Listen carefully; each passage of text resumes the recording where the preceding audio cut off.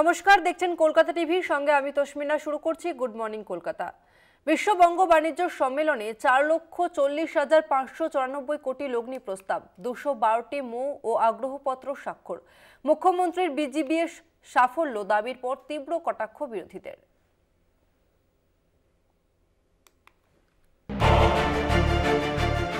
অষ্টম বিশ্ব বঙ্গ বাণিজ্য সম্মেলনে 4,40,594 কোটি টাকা বিনিয়োগের প্রস্তাব জানালেন মুখ্যমন্ত্রী মমতা বন্দ্যোপাধ্যায়, যা বিশ্ববঙ্গ বাণিজ্য সম্মেলনের একটি সংস্করণের ইতিহাসে সর্বোচ্চ। এতদিন সেই রেকর্ড ছিল 2023 সালের বিজিবিএস এর ঝুলিতে, সেটা এক লাফে বৃদ্ধি পেল অনেকটা। মুকেশ আম্বানি জি and Sajjan Jindal ji, and they assured me many other things also they are going to do for Bengal, and it will come up very shortly. I am so happy.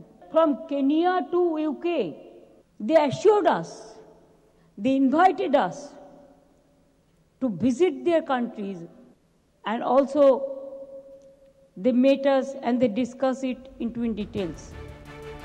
বিশ্ববঙ্গ বাণিজ্য সম্মেলনের ইতিহাসে বিনিয়োগের প্রস্তাব। প্রথম শিল্প সম্মেলন 2.43 লক্ষ কোটি টাকা, দ্বিতীয় শিল্প সম্মেলন 2.5 লক্ষ কোটি টাকা, তৃতীয় শিল্প সম্মেলন 2.35 লক্ষ কোটি টাকা, চতুর্থ শিল্প সম্মেলন 2.19 লক্ষ কোটি টাকা, পঞ্চম শিল্প সম্মেলন 2.84 লক্ষ কোটি টাকা, ষষ্ঠ শিল্প সম্মেলন 3.42 লক্ষ কোটি টাকা, সপ্তম শিল্প সম্মেলন 3.79 লক্ষ কোটি টাকা, অষ্টম শিল্প সম্মেলন 4.4 লক্ষ কোটি টাকা। More than 5,000. বৃহস্পতিবার শিল্প সম্মেলনের সমাপ্তি অনুষ্ঠানে মমতা জানিয়েছেন, এবার দেশ বিদেশের মোট 5,000 জন বিনিয়োগকারী ও প্রতিনিধি এসেছেন। 212টি মৌ এবং আগ্রহপত্র স্বাক্ষর করা হয়েছে। রিলায়েন্স ইন্ডাস্ট্রিজ, জিন্দাল গোষ্ঠীর মতো সংস্থা বড় অঙ্কের বিনিয়োগের প্রস্তাব দিয়েছে। রিলায়েন্স ইন্ডাস্ট্রিজ 2030 সালের মধ্যে 50,000 কোটি টাকা বিনিয়োগ করা হবে জানিয়েছেন মুকেশ আম্বানি। জিন্দাল গোষ্ঠী 32,000 কোটি টাকার বেশি বিনিয়োগের প্রতিশ্রুতি দেওয়া হয়েছে। আম্বুজা নেওয়াটিয়া গ্রুপ আগামী কয়েক বছরে 15,000 কোটি টাকা বিনিয়োগের প্রস্তাব দেওয়া হয়েছে। আরপিএসজি গ্রুপ 10,000 কোটি টাকার লগ্নির কাজ চলছে। আইটিসি গত 3-4 বছরে 7,500 কোটি টাকার লগ্নি করা হয়েছে। ইমামি গ্রুপ আগামী কয়েক বছরে বড় অঙ্কের বিনিয়োগের প্রতিশ্রুতি দেওয়া হয়েছে। প্রায় 4.5 লক্ষ কোটির লগ্নি প্রস্তাব সত্ত্বেও রাজ্য সরকারকে তীব্র কটাক্ষ বিরোধীদের। আমি ধরছি 1 লরি মৌ স্বাক্ষরিত হয়েছে, 4 লক্ষ কোটি টাকার বিনিয়োগ হবে, বিজিবিএস এর খরচা ওঠে। আমার যেটা মনে হয়, যে লোকটা ওই কুম্ভ মেলায় দাঁতন বেচছিল সেও এখানে শিল্পপতি হিসেবে হাজির হয়। এখানে শিল্প বান্ধব পরিবেশই নেই, এখানে কেউ ইনভেস্ট করবে না। বিগত 7টা এই বাণিজ্যিক সম্মেলনে তিনি একই বক্তব্য রেখেছেন। আমরা দেখতে চাই তিনি যে পরিমাণ টাকা খরচা করেছেন এই তথাকথিত সম্মেলনের নাটক করে, সেই অনুপাতে কি পরিমাণ টাকা বিনিয়োগ হয়েছে। মানুষকে বোকা বানাচ্ছেন, প্রতিদিন প্রতি মুহূর্তে অসত্য কথা বলছেন। প্রায় 11 বছর ধরে আমরা দেখছি বেঙ্গল বিজনেস গ্লোবাল সামিটের নামে বহু শিল্পপতিরা আসেন, কিন্তু 3টে প্রশ্নের উত্তর পাওয়া যায় না। এক হচ্ছে কত টাকার মৌ স্বাক্ষরিত হলো, আর কত টাকা অ্যাকচুয়ালি শিল্প এলো। ফলে এসব করে মানুষকে কিছুদিন বোকা বানানো যায়, বেশি দিন বোকা বানানো যায় না। এদিন মুখ্যমন্ত্রী জানিয়েছেন, যে সমস্ত প্রকল্পের কথা বলা হচ্ছে তার মধ্যে অন্যতম অশোকনগরের তেল উত্তোলন প্রকল্প। ওএনজিসিকে জমি দিয়েছে রাজ্য সরকার, যেখানে তেল ও গ্যাসের সন্ধান মিলেছে। ভারতের পেট্রোলিয়ামের মানচিত্রে এবার বাংলা থাকবে। কলকাতা টিভি।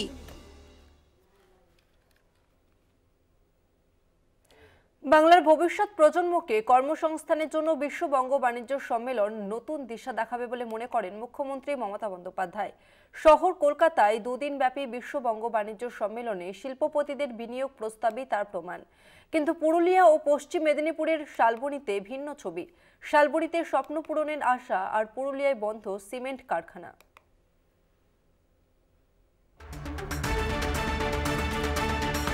বুধবার বিশ্ববঙ্গ বাণিজ্য সম্মেলনের মঞ্চ থেকে সজ্জন জিন্দাল ঘোষণা করেন, Over 7 years ago, Honorable Chief Minister herself inaugurated our flagship cement plant here in Shalboni in West Midnipur, and today that facility is operating at its rated capacity. We have not lost a single man day of operations at our plant due to any supply chain constraints, any labor issues, which is a testament to the pro-business environment that exists here. It is with this commitment that I'm delighted to announce our next steps of major investments in this state. As we stand here today, we plan to invest into 2 into 800 megawatt power plant in Shalboni with an investment of 16,000 crore rupees. প্রায় 16,000 কোটি টাকার বিনিময়ে দুটি mega power plant ঘোষণার খবর আসার পরই আশার আলো দেখছেন শালবনী তথা পশ্চিম মেদিনীপুরবাসী। কর্মসংস্থানে আশায় ফের বুক বাঁধছে জিন্দাল কারখানা সংলগ্ন শালবনী ব্লকের কুলফেনি, জামবেদিয়া, আসনাশুলি, নতুনডিহি, বরজু সহ প্রায় 30টি গ্রামের কয়েকশো জমিদাতা পরিবারও। হাজার হাজার কর্মসংস্থানের প্রতিশ্রুতি দিয়ে কর্মসংস্থান হয়েছে মাত্র 500 থেকে 600 জনের। এর মধ্যে স্থানীয় বাসিন্দা মাত্র 200 থেকে 250 জন, এমনই অভিযোগ এলাকাবাসীর। তাই আর প্রতিশ্রুতি চান না জমিদাতারা, তারা কাজ চান। এলাকার দরদ অনেকটা বুঝেন, সেই হিসাবে এবারেও একটু আমরা বিশ্বাস করছি হয়তো হবে, তবে এটা আমরা মার্চ মাস পর্যন্ত দেখব। তারপরে না হলে আমরা ডাইরেক্ট সজন জিন্দালের সাথে যোগাযোগ করব বা অন্য কিছু করে আমাদের ইয়েটা জানাবো। একদিকে বিশ্ববঙ্গ বাণিজ্য সম্মেলন, অন্যদিকে পুরুলিয়ায় ভিন্ন ছবি। একের পর এক বন্ধ হচ্ছে বিভিন্ন শিল্প। এবার ঝাঁপ বন্ধ হলো 30 বছরের পুরনো প্রগতি সিমেন্ট কারখানার। জেলার সরকারি প্রকল্পেই ব্যবহার হচ্ছে না সিমেন্ট। অভিযোগে সরব সিমেন্ট কারখানার মালিক। কেন এমন হচ্ছে, পুরো বিষয়টা খতিয়ে দেখার আশ্বাস পুরুলিয়া জেলা পরিষদের সভাধিপতি নিবেদিতা মাহাতোর। প্রথমত হচ্ছে কথা হচ্ছে কমিউনিকেশন গ্যাপ আছে, তারাও যদি যোগাযোগ করতো তবে অবশ্যই আমরা এটা ভেবে দেখতাম। অবশ্যই আজকে খবরটা আরো ভালো করে পেলাম। আমি আমাদের যারা আছেন অবশ্যই আমাদের জেলা পরিষদ ইও এবং আমরা যারা আছি জেলা পরিষদের সবাই মিলে একটা আলোচনা করে যদি কিছু সিদ্ধান্তে আসা চাই এবং অবশ্যই সেটা যেন পজিটিভ হয় সেই সিদ্ধান্তই আমরা চেষ্টা করব। আমাদের সিমেন্টটা গুণমানে কোনো জায়গাতে কমই নেই। আমরা বলি যে সব জায়গায় টেস্টিং করে যা টেস্টিং হয় নিয়ে মাল দিতে হবে, কিন্তু সবসময় যে একটাই যে বিগ প্ল্যান্টের মাল নিতে হবে, বিগ প্ল্যান্টের মাল নিতে হবে, এই কারণেই আমরা ওদের সঙ্গে কম্পিট করতে পারি না বড় প্ল্যান্টের সঙ্গে। এই কারণে আমাদের সিমেন্ট প্ল্যান্ট আস্তে আস্তে আমাদেরকে বন্ধ করে দিতে। জেলার সিমেন্টকে গুরুত্ব না দিয়ে বাইরে থেকে কেনা সিমেন্ট দিয়ে চলছে সরকারি প্রকল্প। বিষয়টা নিয়ে প্রশাসনের সঙ্গে আলোচনা করা হবে, জানান Purulia chamber of commerce and ইন্ডাস্ট্রির রাজেশ সিংহানিয়া। এটা প্রশাসনকেই দেখতে হবে যে ওদের কি ফ্যাসিলিটিস দরকার আছে বা কি কারণে তারা শাটডাউনে আসছে। আমরা যে পুরুলিয়া চেম্বার এটা কথা ধরে তুলেছি, আর নিশ্চয়ই স্টেটের যা সাহায্য চায় চেম্বার তার সঙ্গে আছেই। পুরুলিয়া ডিস্ট্রিক্ট ইন্ডাস্ট্রিজ সেন্টারের জেনারেল ম্যানেজার ইনচার্জ কাঞ্চন কুমার পাল বলেন, জেলা প্রশাসনের সঙ্গে সমন্বয়ের অভাব কিনা আমাদেরও দেখতে হবে, অভাব হওয়ার কথা নয়। সমন্বয় দেখুন, সমন্বয় আমার মনে সব মুহূর্তে হচ্ছে, কারণ আমাদের একটা প্রত্যেক মাসে ডিএলএমসি মিটিং হয়, যেখানে যাদের প্রবলেম হয় তারা হচ্ছে একদম ডিস্ট্রিক্ট ডিএম সাহেবের চেয়ারম্যানশিপের প্রত্যেক মাসে মিটিং হচ্ছে, এবং ওই মিটিংটাতে যদি কারো ইন্ডাস্ট্রির প্রবলেম হয় সেখানে জানাতে পারে, অভিযোগ জানাতে পারে, তো সেখানে আমরা সলভ করে দিই, এবং এই মুহূর্তে আমাদের মানে অলরেডি প্রায় সলভ। বিশ্ব বাংলা বাণিজ্য সম্মেলনের সমাপ্তি অনুষ্ঠানে মুখ্যমন্ত্রী বৃহস্পতিবার বলেন, 4,40,595 কোটি টাকা বিনিয়োগের প্রস্তাব এসেছে। এই সম্মেলন রাজ্যের ভবিষ্যৎ প্রজন্মকে দিশা দেখাবে। আমরা কৃতজ্ঞ। একদিকে যখন বিপুল বিনিয়োগের প্রস্তাব, তখন পুরুলিয়ার মতো পিছিয়ে পড়া জেলায় শিল্প কেন বন্ধ হচ্ছে তা নিয়ে প্রশ্ন উঠছে। কলকাতা টিভি। দীর্ঘ অপেক্ষার অবসান, বৃহস্পতিবার থেকে শুরু হয়ে গেল বীরভূমের দেউচা পাচামি কয়লা খনির কাজ। কাজ শুরুর প্রথম পর্যায়ে কয়লা ভান্ডারের উপর থেকে সরানো হবে ব্যাসল্টের পুরো আস্তরণ। কর্মসংস্থানের গুরুত্ব পাবেন স্থানীয়রা, এমনটাই দাবি জেলা প্রশাসনের। Everything is ready. Everything is ready. It is coming up. Second largest coal field. বুধবার বিশ্ববঙ্গ বাণিজ্য সম্মেলনের মঞ্চ থেকে মুখ্যমন্ত্রী মমতা বন্দ্যোপাধ্যায় কাজ শুরুর কথা জানান। সেই মতোই বৃহস্পতিবার থেকে দীর্ঘদিনের জট কাটিয়ে দেউচা পাচামি কয়লা খনির কাজ শুরু হয়ে গেল। হলো ভিত পুজো। হাজির ছিলেন জেলাশাসক, পুলিশ সুপার এবং অন্য সরকারি অফিসাররা। প্রাথমিক যে কাজ, অর্থাৎ আমাদের এই চাঁদা মৌজায় 12 একরে, সেখানে এটা ভেস্টেড ল্যান্ড, একদমই সরকারি জমি। এই সরকারি জমিতে আমাদের যে আপনারা জানেন সবাই যে আমাদের এখানে ভূপ্রকৃতি হচ্ছে আগে সারফেসের নিচে হচ্ছে ব্যাসাল্ট, আর ব্যাসাল্টে নিচ্ছে কয়লা, ঠিক আছে। সুতরাং সেইখানে আমরা এই সরকারি জমিতে আগে আমাদের কয়লা তুলতে গেলে যেটা করতে হবে সেটা হচ্ছে ব্যাসাল্ট রিমুভাল, অর্থাৎ ওভারবার্ডেন। ওর উপরে আছে ওভারবার্ডেন, সেই ওভারবার্ডেন রিমুভাল, অর্থাৎ ব্যাসাল্টকে আমরা এখানে রিমুভালটা শুরু করব। কাজের শুরুতে টুকটাক কিছু সমস্যা দেখা গেলেও তা অচিরেই মিটে যায় বলে দাবি জেলা শাসকের। জল, জঙ্গল, পরিবেশ সুরক্ষিত রেখেই কয়লা খনির কাজ শুরু। 100 থেকে 350 মিটার পুরো ব্যাসাল্টের আস্তরণ রয়েছে কয়লা ভান্ডারের উপর। সেই ব্যাসাল্টের আস্তরণ সরাতেই লেগে যাবে বছর খানিক সময়।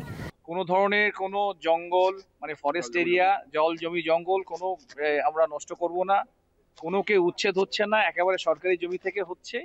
এবং আমাদের যতটুকু জানা আছে যে আমাদের ফার্স্ট ফেজের যে প্রস্তাবিত কোল মাইন যেটা, ঠিক আছে, সেটা আন্ডারগ্রাউন্ড হবে, ওপেন হবে না। আর আমাদের এই যে গাছগুলি দেখছেন প্রতিস্থাপন করা, এই গাছগুলি সবই হচ্ছে, আপনারা জানেন যে এটা প্রতিস্থাপন হবে, ট্রান্সলোকেশন হবে।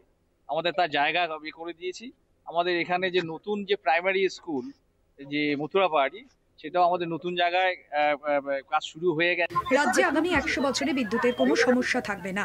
বিশ্বের দ্বিতীয় বৃহত্তম কয়লা খনি হয়ে উঠবে দেউচা-পাচামি, দাবি মুখ্যমন্ত্রীর। দেউচা-পাচামি কয়লা খনি হলে সার্বিকভাবে বদলে যাবে এলাকার চালচিত্র। ব্যাসাল্ট মাইনিং যেটা হবে সেখানে আমার এলাকার মানুষজনই তারা করবেন। হ্যাঁ, তারা কেউ ডাম্পার ড্রাইভার, কেউ আমাদের পকলেন ড্রাইভার, আর্ট্রি ওভার ড্রাইভার এবং লেবার সব এখানকার আশেপাশে 4-5টি গ্রামের হবে। তাদেরও রেজিস্ট্রেশন আজকে চলছে থানায় বসে। হ্যাঁ, ধরুন আজকে রেজিস্ট্রেশন হয়ে গেল, তারা রেজিস্টার্ড হয়ে গেল, লিপিবদ্ধ হয়ে গেলেন, তারা আজ থেকেই তারা এমপ্লয়ি হিসাবে ট্রিটেড হবে। হাজারো বাধা ঝঞ্ঝাট কাটিয়ে দেউচা-পাচামি কয়লা খনির কাজ শুরু হয়ে গেল শেষমেশ। আগামী দিনে রাজ্যে মুখ্যমন্ত্রী মমতা বন্দ্যোপাধ্যায়ের সাফল্যের তালিকায় দেউচা-পাচামি যে একটা বড় অংশ জুড়ে থাকবে তা বলাই বাহুল্য। বীরভূম থেকে মনা বীরবংশীর রিপোর্ট, কলকাতা টিভি।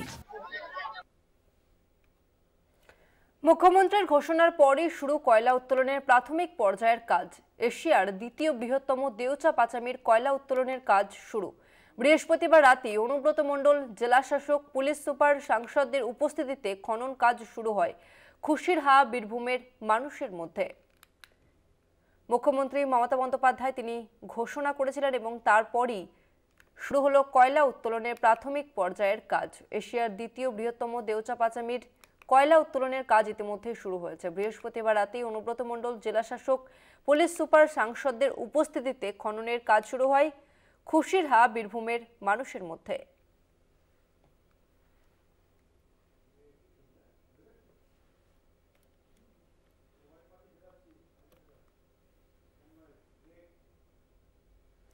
এই মুহূর্তে আবহাওয়ার খবরে নজর রাখবো। সপ্তাহান্তে এক ধাক্কায় পারদ পতনের সম্ভাবনা। কলকাতার সর্বনিম্ন তাপমাত্রা 17.3 ডিগ্রি, তাপমাত্রা স্বাভাবিকের থেকে 0.4 ডিগ্রি বেশি রয়েছে। কলকাতার সর্বোচ্চ তাপমাত্রা 30.2 ডিগ্রি সেলসিয়াস। এই মুহূর্তে আমাদের সঙ্গে ফোন লাইনে রয়েছে প্রতিনিধি শাশ্বতী বিশ্বাস। শাশ্বতী, আবহাওয়া দপ্তর, শাশ্বতী রায়, শাশ্বতী, আবহাওয়া দপ্তর কি জানাচ্ছে?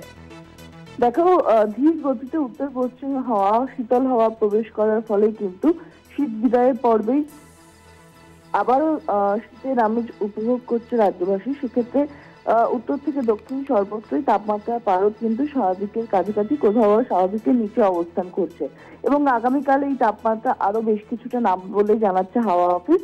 এবং আলিপুর আবহাওয়া দপ্তরের কথা অনুযায়ী আজকের কিন্তু বেশ কিছুটা পারদ পতন হয়েছে এবং এক ধাক্কায় 22 ডিগ্রি থেকে 17 ডিগ্রির ঘরে নেমেছে শহর কলকাতার তাপমাত্রা এবং দক্ষিণবঙ্গের সর্বত্রই কিন্তু এই 3 থেকে 4 ডিগ্রি করে তাপমাত্রার পতন হয়েছে জেলাগুলিতে। আগামীকাল অর্থাৎ শনিবার তাপমাত্রা পারদ আরো বেশ কিছুটা নামবে, তবে ঘন কুয়াশার সতর্কবার্তা নেই। হালকা কুয়াশা থাকবে দক্ষিণবঙ্গ এবং উত্তরবঙ্গের 4 জেলায়। মুর্শিদাবাদ, নদিয়া সহ জলপাইগুড়ি, কোচবিহার এই জেলাগুলির ক্ষেত্রে জারি রয়েছে কুয়াশার সতর্কবার্তা। তবে ধীরে ধীরে তাপমাত্রা কিন্তু আবারও বাড়বে মঙ্গলবার থেকে। সেক্ষেত্রে রবি এবং সোমবার এই 2 দিন তাপমাত্রায় বিশাল কোনো পরিবর্তন নেই এবং মঙ্গলবার থেকে আবারও উষ্ণতা বাড়ার সম্ভাবনা রয়েছে এবং এই মাসের অর্থাৎ ফেব্রুয়ারি মাসের দ্বিতীয় সপ্তাহ থেকে শীত বিদায়ের যে পর্ব তা কিন্তু শুরু হবে। তাই বলাই যায় যে বিদায় দেওয়ার আগে শীতের যে আমেজ তা কিন্তু উপভোগ করবে বঙ্গবাসী। ধন্যবাদ তোমাকে শাশ্বতী।